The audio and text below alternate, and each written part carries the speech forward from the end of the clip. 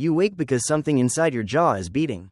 Not aching, beating. Each pulse climbs toward your ear, spreads behind your eye, and makes the entire side of your face feel too small for the pain trapped inside it. There is no dentist coming. For most of human history, a toothache was not a minor interruption. It could steal your sleep, weaken your ability to eat, and turn one damaged tooth into an infection spreading through bone and soft tissue. What would that pain have felt like when nobody could numb it, fill it, or safely remove it? At first, the problem might have seemed harmless.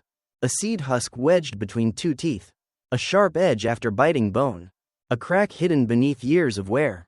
Then cold water touched it. Your body reacted before your mind understood. Your jaw snapped shut, your shoulders rose. For a few seconds, the pain was bright enough to erase the landscape around you. How could something so small overpower your whole body? The answer lies inside the tooth. The hard outer enamel has no nerves, but beneath it sits softer dentine, and deeper still lies the pulp, the living chamber filled with blood vessels and nerve endings. Once decay, a crack, or extreme wear opens a path toward that chamber. Every bite can push pressure and bacteria closer to the nerve. If infection escapes through the root, an abscess can form. That means a pocket of pus builds in the jaw while pressure rises inside tissue that cannot easily expand. Your face may swell, your breath may change, fever may follow. The pain does not remain politely inside one tooth. It radiates, it throbs. It becomes difficult to tell whether the source is your jaw, your ear, or your skull. Without antibiotics or controlled drainage, a severe infection can become dangerous far beyond the mouth. So how often did your ancestors face this? The popular image is simple. Ancient humans supposedly had perfect teeth because they had no refined sugar. Then farming arrived, grains took over, and every mouth collapsed. There is truth inside that story, but it is not the whole story. Many mobile hunter-gatherers did have fewer cavities than later farming populations.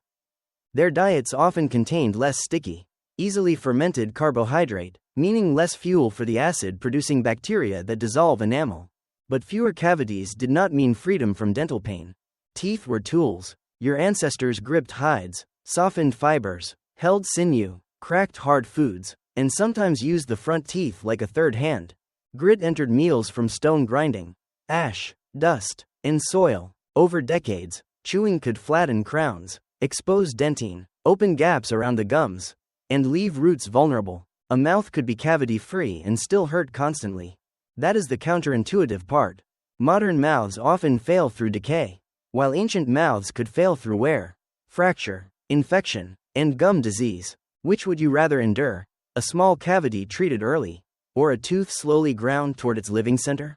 At Toothache in Morocco, the answer became impossible to romanticize. Around 15,000 years ago, hunter-gatherers buried their dead in Grotte des Pigeons, the cave of the pigeons. When Louise Humphrey and her colleagues studied their teeth, they found an extraordinarily high level of decay. Almost every adult examined had cavities. These people were not farmers. Charred remains showed that they gathered foods such as acorns, pine nuts, wild pulses, and oats. Those foods were nutritious, but repeated processing and eating of starchy plants gave mouth bacteria a steady supply of fermentable carbohydrate. Sticky particles could remain in grooves and between teeth long after a meal ended. The result looked painfully familiar. Dark holes, broken crowns, infected roots, teeth lost before death. A world without candy still produced toothache.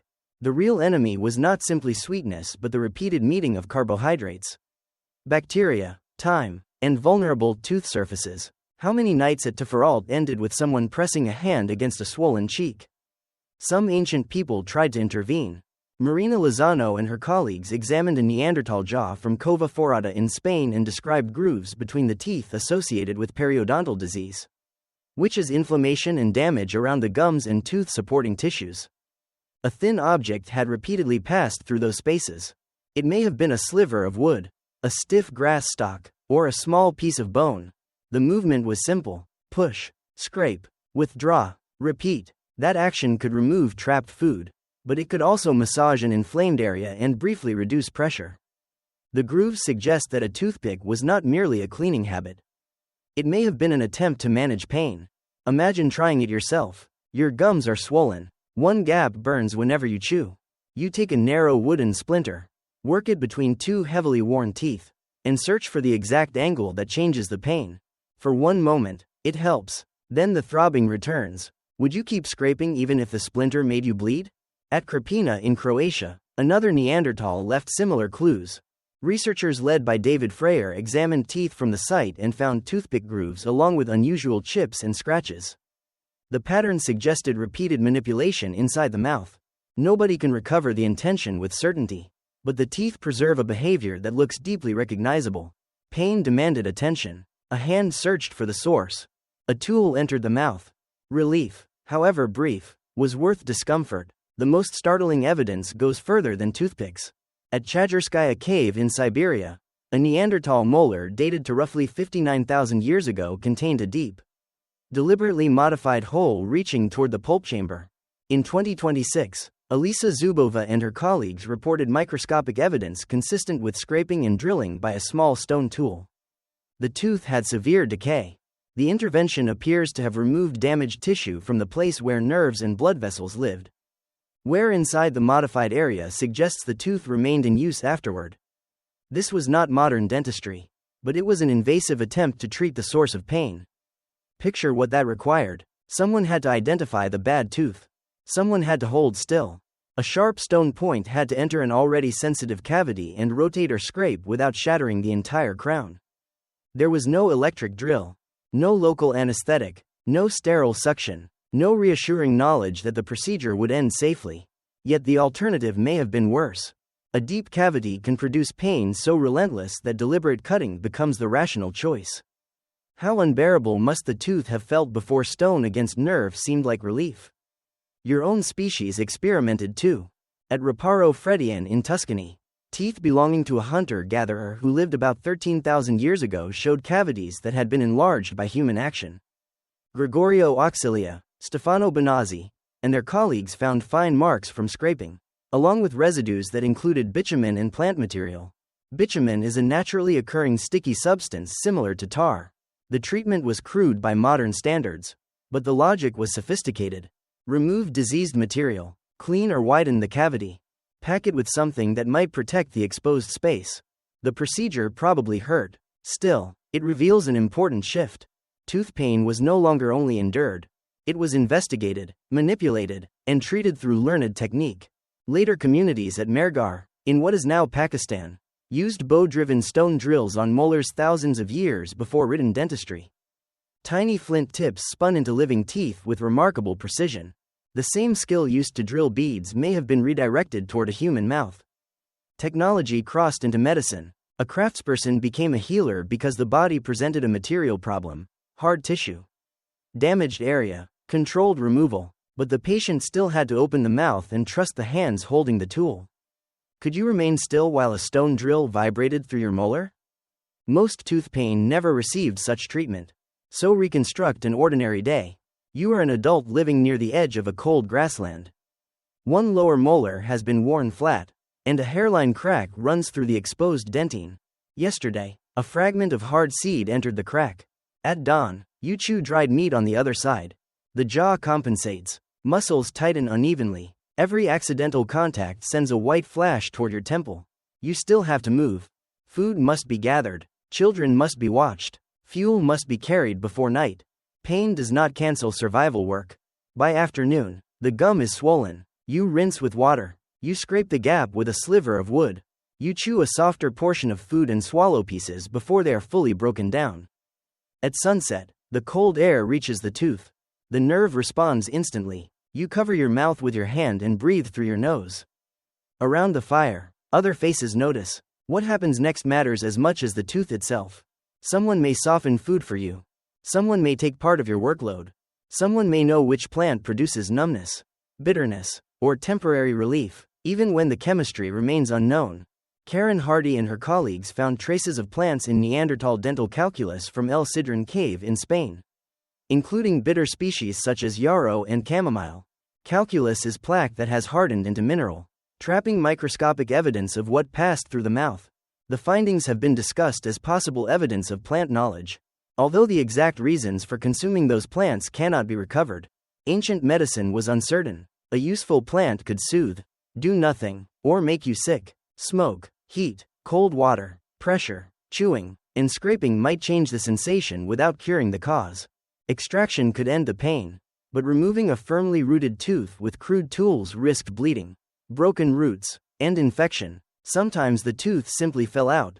At Dmanisi in Georgia, David Lordkipanidze and his colleagues described an early human who lived about 1.77 million years ago and had lost all but one tooth several years before death. The jawbone had healed, proving that this individual survived long after major tooth loss. That survival raises a powerful question. Did companions prepare soft food? Did the individual select marrow, brains, ripe plants, or other foods requiring little chewing? Did experience and social value make care worth providing? The fossil cannot answer every detail, but it destroys the idea that losing your teeth always meant immediate death. Your ancestors survived not only because their bodies were tough, but because other people may have adjusted around weakness. Tooth pain therefore tells two stories. The first is brutal. A tiny cavity or crack could dominate consciousness, drain strength, ruin sleep, and threaten life. There was no guaranteed rescue. The second story is social. A toothpick, softened meal, medicinal plant, drilled cavity, or shared workload shows a mind refusing to accept suffering as meaningless. Pain triggered observation. Observation produced experiments. Successful experiments became knowledge. That process still surrounds you. Today, a dentist can locate decay with imaging, numb the nerve, remove infected tissue, rebuild the crown, or prescribe treatment when infection spreads. The relief feels technological, but the impulse behind it is ancient. Find the source, reduce the pain, preserve the person. Modern life makes toothache easier to postpone because help seems available. Yet the moment the nerve begins to pulse, your attention collapses into the same narrow tunnel your ancestors knew. Food loses its pleasure. Sleep becomes negotiation. Time is measured between waves of pain. Your body has not forgotten. The ancient lesson is not that your ancestors were immune to dental disease, or that every prehistoric mouth was healthier than yours. The lesson is that tooth pain has always exposed the fragile boundary between independence and dependence. One damaged tooth could make a skilled hunter unable to eat. One infected root could turn a strong adult into someone who needed soft food. Protection and patience. One careful companion could become the difference between decline and recovery. So when you imagine prehistoric survival, do not look only for predators, winter, or hunger. Look inside the mouth. There, in a space smaller than your fingertip, survival could become a private battle fought through sleepless nights, sharpened splinters, bitter plants, and the steady hands of another person. You wake because something inside your jaw is beating. But now the pulse means more than pain. It is the sound of an ancient problem your ancestors learned to face together.